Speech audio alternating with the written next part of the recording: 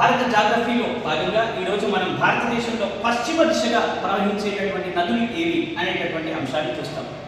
సహజంగా భారతదేశంలో నదులన్నీ కూడా తూర్పు దిశగా ప్రవహించి బంగాళాఖాతంలో కలుస్తాయి. కానీ కొన్ని నదులు మాత్రం పశ్చిమ దిశగా ప్రవహించి అరేబియా సముద్రంలో కలుస్తాయి.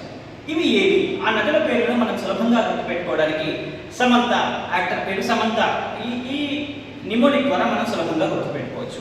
సో ఇక్కడ సమంతలో సబర్మతి, సో పశ్చిమ దిశగా ప్రవహించే నదుల పేర్లు సబర్మతి.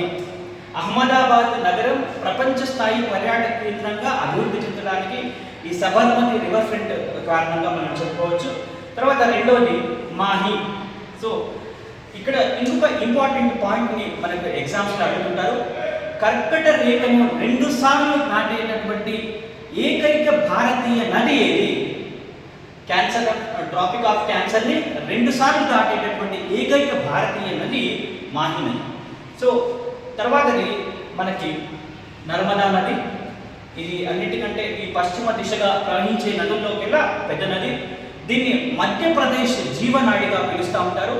అతిపెద్ద సర్దార్ సరోవర్ ప్రాజెక్ట్ కూడా దీని మీద నిర్మించడం జరిగింది. తర్వాతది తాపీ నది అని కూడా అంటారు.